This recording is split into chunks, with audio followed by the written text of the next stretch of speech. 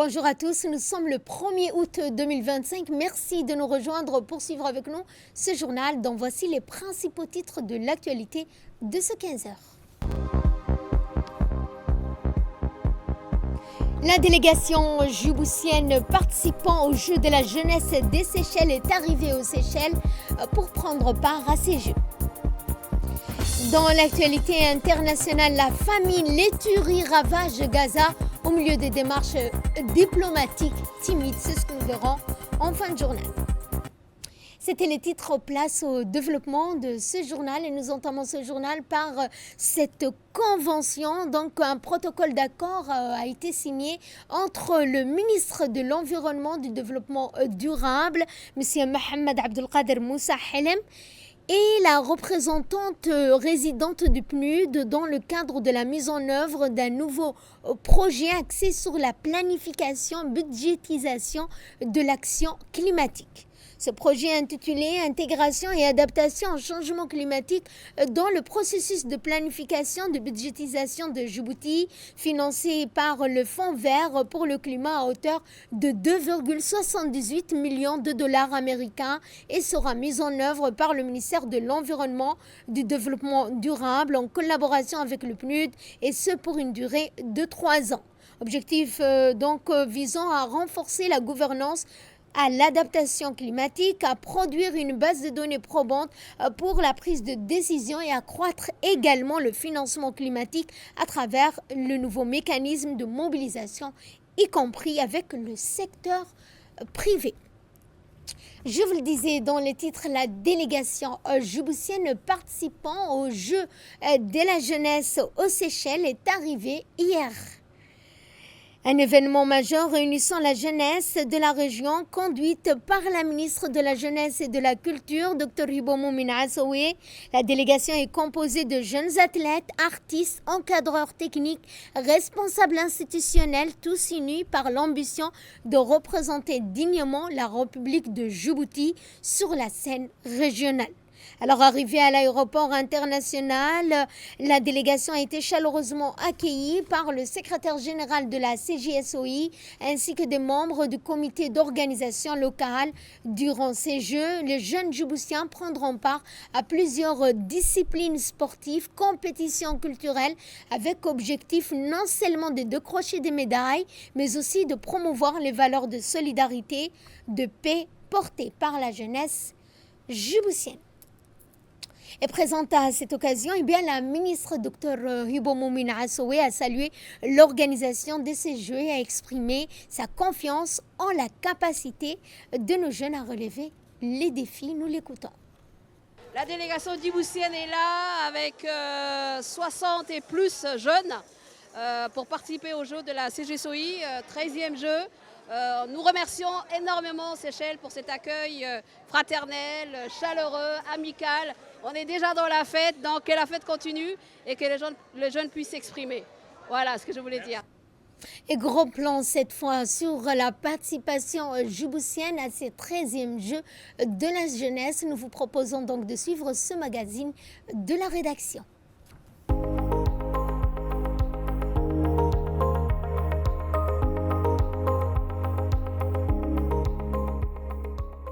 La République de Djibouti se prépare activement à prendre part au 13e jeu de la Commission de la jeunesse et des sports de l'océan Indien, qui se tiendra du 1er au 10 août 2025 aux Seychelles. Une mobilisation exceptionnelle de 102 jeunes, sportifs, artistes, jeunes, entrepreneurs, encadreurs, unis par une ambition commune, porter haut les couleurs de la nation et rayonner sur la scène régionale.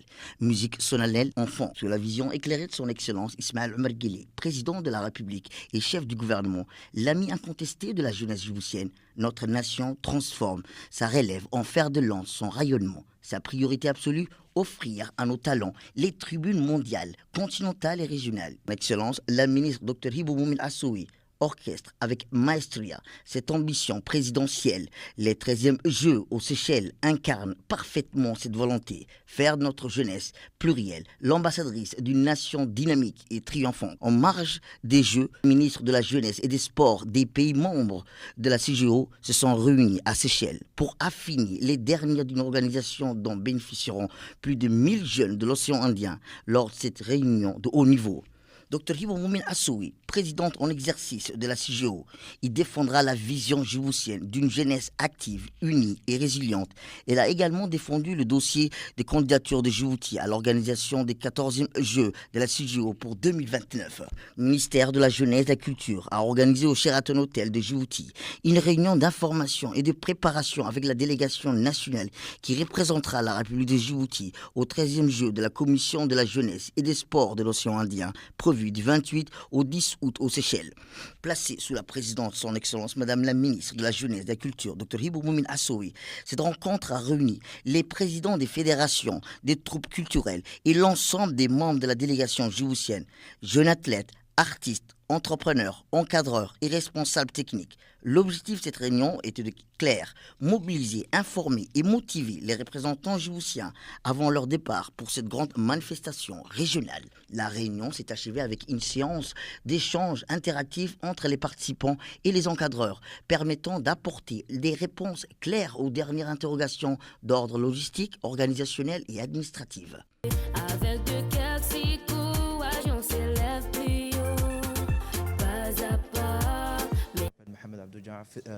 président de la Fédération Djibouti e-sport. Nous sommes là ici pour participer à la dernière cérémonie de la réunion pour les événements qui vont se passer au CGCI, qui sera le 30 au 10 août. Nous sommes ravis de participer à cet événement qui est première pour le e-sport et qui sera toujours... on sera là pour faire en sorte que le e-sport puisse s'intégrer dans tous les événements qui se produira à Seychelles. Et je remercie énormément de nous avoir invité l'excellence Madame la ministre de la Jeunesse et de la Culture qui nous a honorés et qui nous a invités à participer avec les autres membres de la fédération. Dans son discours, la ministre a salué l'énergie de l'engagement et l'esprit de dépassement qui anime les jeunes, tout en réaffirmant le soutien constant du gouvernement au développement de la jeunesse à travers le sport, la culture et l'entrepreneuriat.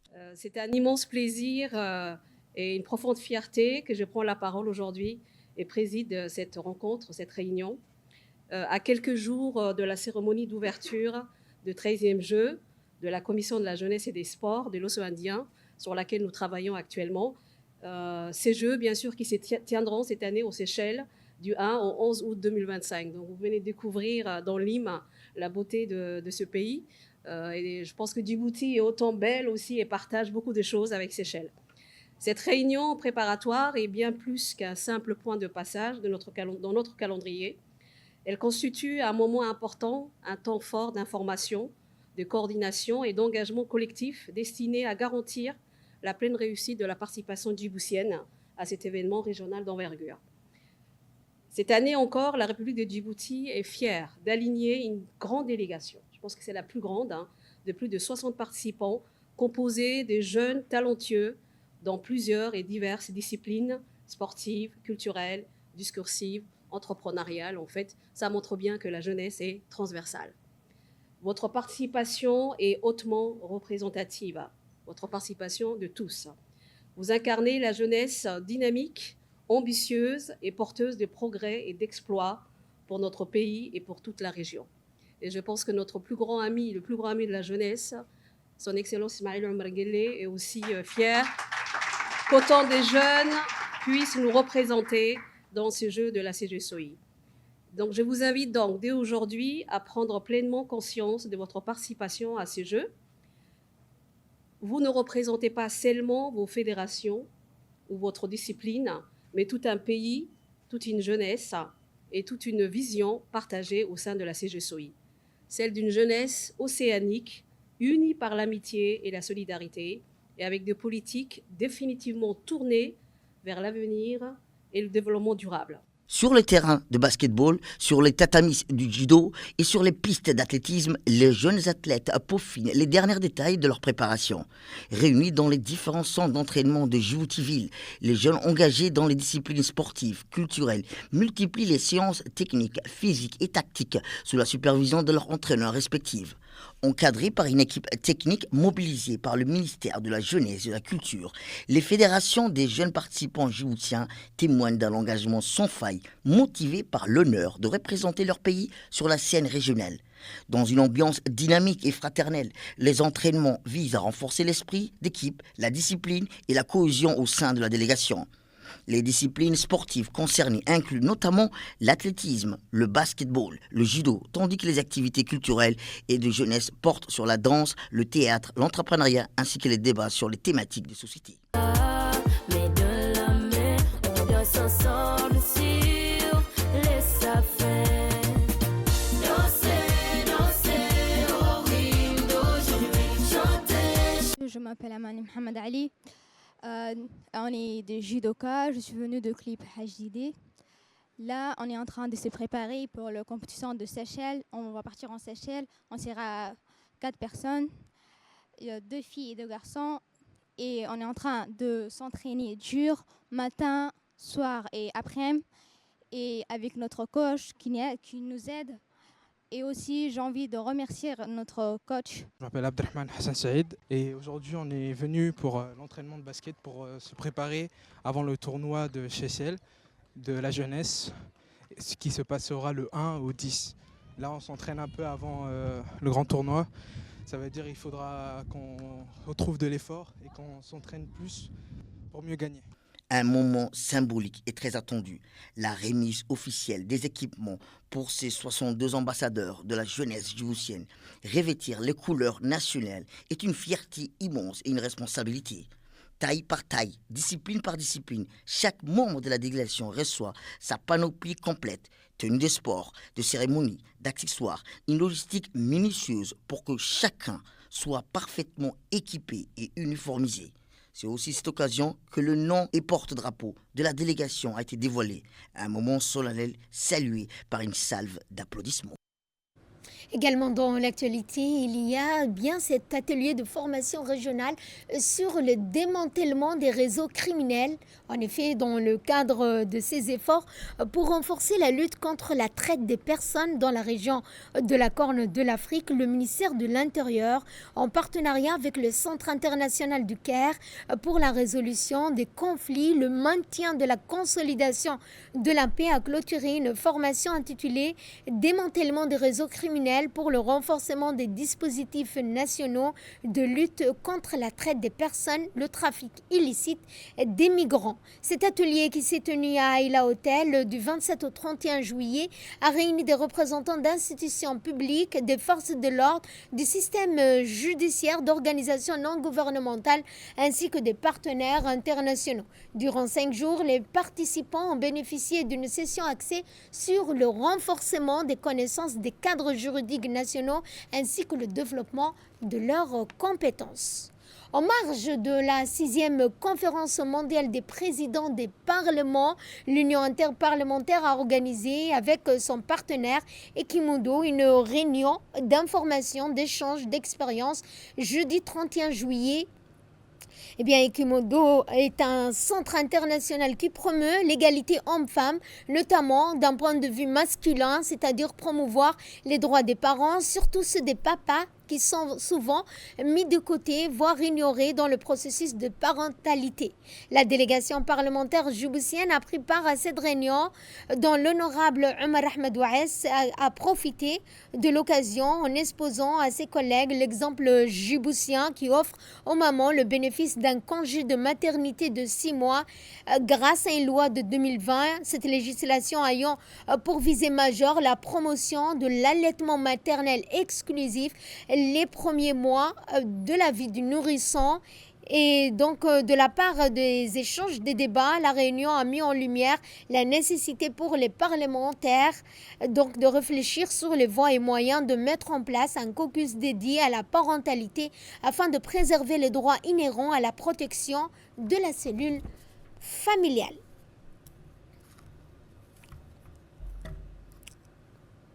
Direction la Turquie où une délégation djiboutienne conduite par le colonel Ouaes Omar Boghoré, commandant des gardes-côtes djiboutiennes, a tenu une rencontre bilatérale de haut niveau avec le vice-amiral Ahmed Kendir, commandant des gardes-côtes turcs, le 29 juillet à Istanbul. Cette entrevue stratégique a constitué un moment fort de la participation djiboutienne, ouvrant la voie à un renforcement concret de la coopération entre les deux institutions. Les échanges ont porté sur le développement de partenariats dans le domaine de la sécurité, de la sûreté maritime, la lutte contre les menaces transnationales ainsi que la formation spécialisée. Par cette présence active et échange de haut niveau, la garde-côte djiboutienne réaffirme son engagement de s'aligner sur les standards internationaux en matière de sécurité et de sûreté maritime ainsi que la gestion des risques liés à l'environnement marin. Dans le reste de l'actualité, il y a cette 23e réunion du conseil d'administration Ethio-Djibouti Railway qui s'est déroulée mercredi à Addis Abeba. Présidé par le ministre éthiopien des Mines en sa qualité de président du conseil d'administration, cette 23e session ordinaire du conseil d'administration a examiné, débattu sur la performance opérationnelle, les réalisations du premier semestre de l'année 2025 de la société de chemin de fer Éthiopie Ethio-Djibouti Railway ainsi qu'un programme de développement des zones logistiques de transport le long du corridor ferroviaire entre Djibouti et Addis Abeba. Le rapport semestriel indique une amélioration nette des rotations des trains de marchandises mais aussi une croissance des services de train, bien une diminution des incidents de circulation ferroviaire sur le territoire éthiopien. Direction donc à l'AD pour le tirage au sort à l'attribution de 44 locaux commerciaux dans le cadre d'un projet de développement régional. Cet événement marque une étape importante dans la mise en œuvre du projet de développement économique social porté par le Conseil régional d'Ali Sabié avec l'appui technique du Conseil danois pour les réfugiés. La future galerie marchande dont la construction est actuellement en cours comprendra une diversité d'espaces commerciaux, notamment des boutiques, un studio photo, un salon de coiffure, un magasin de vêtements, une cafétéria, une maison d'artisanat, un point de vente de fruits et légumes, ainsi qu'une pharmacie traditionnelle entre autres. L'ensemble du projet bénéficie d'un financement de 6,7 millions d'euros généreusement octroyés par la République fédérale d'Allemagne via la Banque allemande de développement et mis en œuvre par l'autorité intergouvernementale pour le développement LIGAD. La cérémonie a vu la participation de nombreuses participations des acteurs locaux dont le sous-préfet de Ali Adé, la présidente du club des jeunes entrepreneurs de l'antenne d'Ali Sabié, des représentants du DRC, des élus locaux, coutumiers, en présence bien d'un Wissi Abdelmalik Habib qui a procédé à la répartition des locaux de manière transparente.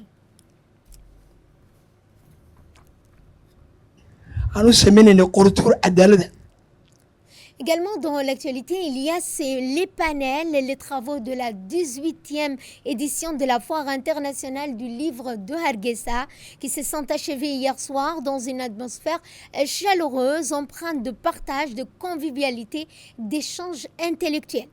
Cette séquence majeure de la foire a rassemblé des écrivains, des poètes, chercheurs, historiens et intellectuels venus des 4 coins du monde, offrant un espace riche en débats, en découvertes littéraires.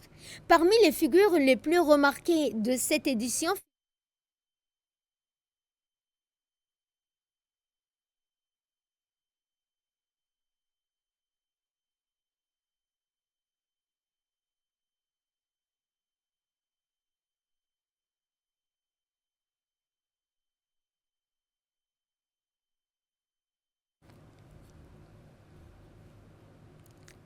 Parmi les figures les plus remarquées de cette édition figurent les écrivains poètes djiboutiens dont la participation active a suscité une admiration, respect donc présent dans plusieurs panels thématiques aux côtés d'autres auteurs régionaux et internationaux. Ils ont su exposer avec éclat la richesse de la littérature djiboutienne ancrée dans les réalités de la Corne de l'Afrique tout en s'ouvrant à l'universel. Leur intervention, saluée pour leur profondeur, leur clarté, leur originalité ont captivé l'auditoire. Leur œuvre porteur de sens, l'histoire et d'identités multiples ont suscité un vif intérêt et donné lieu à des échanges passionnants avec le public. À travers des débats animés, des lectures publiques, des présentations d'ouvrages. Ils ont su créer une véritable connexion avec les participants venus nombreux assister à ces panels. La brillante participation des écrivains djiboutiens à cette édition a confirmé le rôle de porte-voix d'une culture dynamique audacieuse et tournée vers le monde par la qualité de leur intervention, la force de leur récit. Ils ont su incarner avec fierté l'âme littéraire de Djibouti, renforçant sa présence sur la scène intellectuelle et régionale. Et à l'issue de ce panel intellectuel qui ont rythmé la journée, la scène de la foire internationale du livre à Hargeisa a laissé place à l'expression artistique et c'est l'équipe de Jib Talent qui a brillamment pris le relais. Ces jeunes artistes djiboutiens ont électrisé le public par une prestation culturelle mêlant théâtre et musique dans une ambiance festive et profondément symbolique.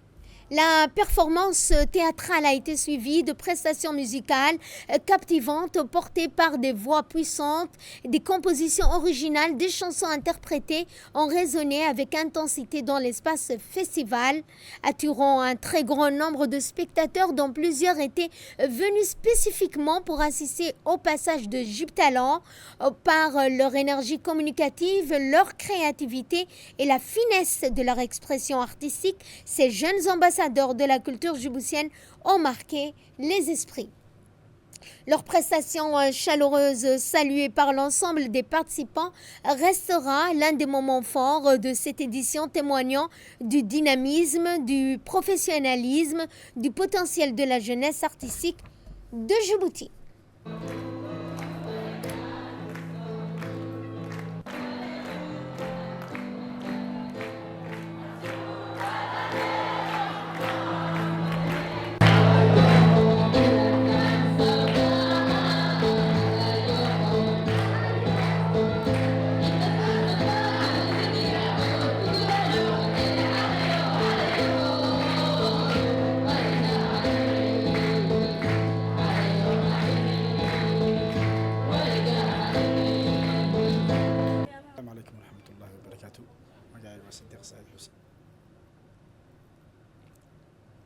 معلوم مرقلي مرويديسا وخضر محمود حي.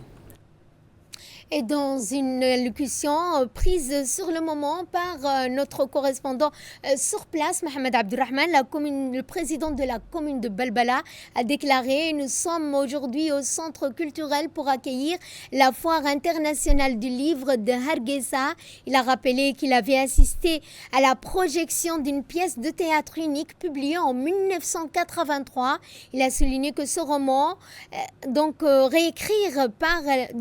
écrit par Dr Fatouma, avait été repris par la troupe des talents de Djibouti. Il a salué également les équipes artistiques qui ont présenté cette pièce avec le soutien du ministre de la Jeunesse et de la Culture, Dr Hibo Moumin Assoui. Il a expliqué également que la foire internationale du livre de Hargeisa avait débuté samedi dernier et s'est poursuivie jusqu'à hier, jeudi.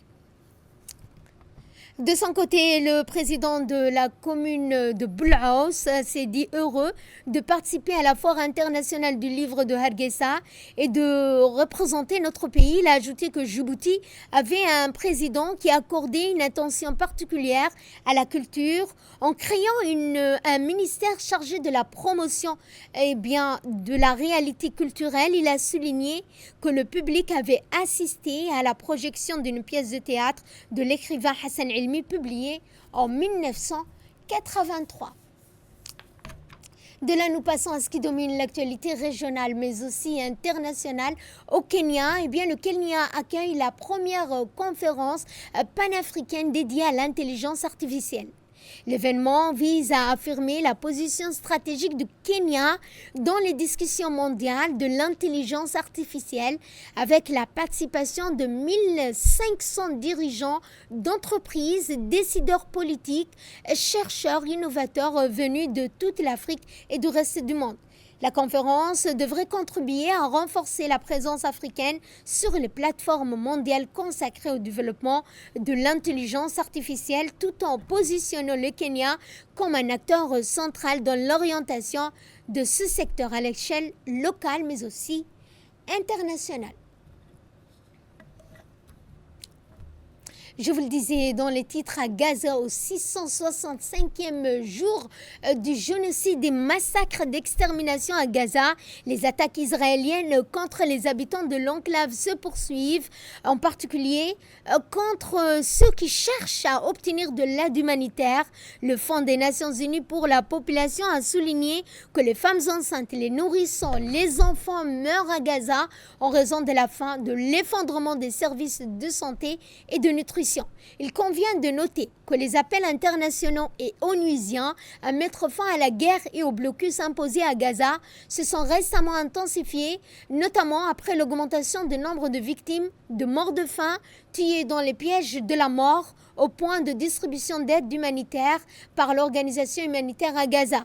Cela intervient alors qu'Israël poursuit depuis le 7 octobre 2023 un génocide à Gaza ayant causé la mort de plus de 207 000 personnes ainsi que de centaines de milliers de déplacés, une famine sans précédent. Sur ce, notre journal touche à sa fin. Merci à vous de nous avoir suivis. Excellent après-midi à toutes et à tous.